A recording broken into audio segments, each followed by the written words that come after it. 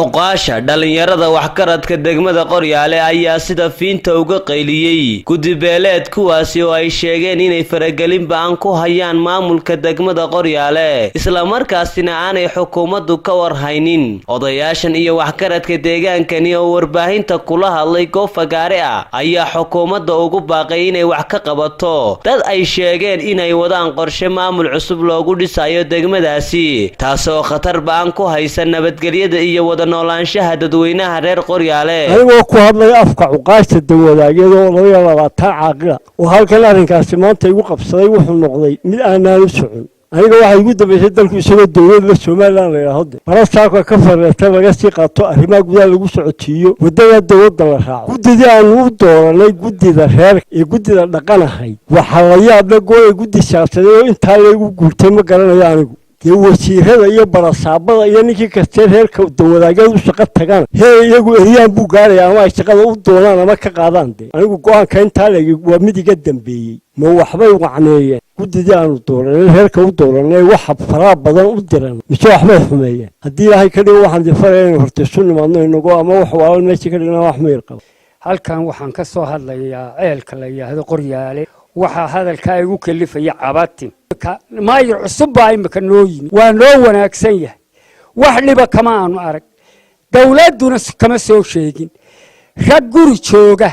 يا مالين با دقمدان قريالة ما ملقونية أو كفار نقاتية أو أن عدي لقبين يا نقاتية أو كعبانينا قريقا وحي كصوب حيا إعيل كقريالة أن وحبا وقبانين wax loo kala beddelaya annagu halka waxaanu ka qaadnay siyaasadana wali gunteedii gaarin oo wada kala furf oo wada dhaqan xumayn oo wada deegaan xumayn oo wada fidma ka wada fidma ka wada oo wada in la isku dilo wasiirkii gudaha miyaanu warka la socon miyaanu barasaabkii la socon ragii aanu isku haleynayna xagay mareen sida ciyaalka nolol shaqaysanaya maalinba meelba dabna kaga soo shiday meesha waxaan isku haleynay dawladda ila Soomaaliland iyadu wax qabata iyadu wax kala bedesha halkan waxaan ku haynaa oo loo muuqmuqanayo wax foodo weyn dawladdu haday cid wax ku aragtay way bedeli kartaa laakiin guri iyo dad ciyaalaha iyo dad lacag shubtay iyo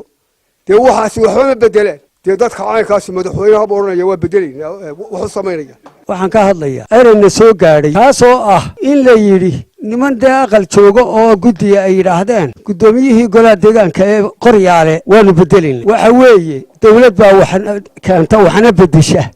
nin shacib waxba ma bedelo guddi aqal joogto waxba ma bedeli karto waxa weeye anigoo ku hadlaya afka dhalinyarada degmada Qoryaale iyo afka ardayda dugsiga sare ee secondary-ga Qoryaale odayaasha aqalka Axmed Faarax oo ducayn aan joogsasho lahayn kula jira shacabka reer Qoryaale iyo maamulkooda taasoo ah inay maalin kasta ay qof ay lacag ka qaataan ay ku soo karbaashaan dadka reer Qoryaale wax odayaal u taliyaan horta way ka weyn dawladda dhexe ama dawladda Soomaaliland waxa jirta arrin anagu aanu makaadee garan laanahay maalin walba hor taagan halana waan uga hadalno waxaan ku niri marka arrinkaas oo kale nala soo gudbanaado degmada hala yimaado ayaan le Cabdullaahi Jaamac SBC TV magaalada Burco.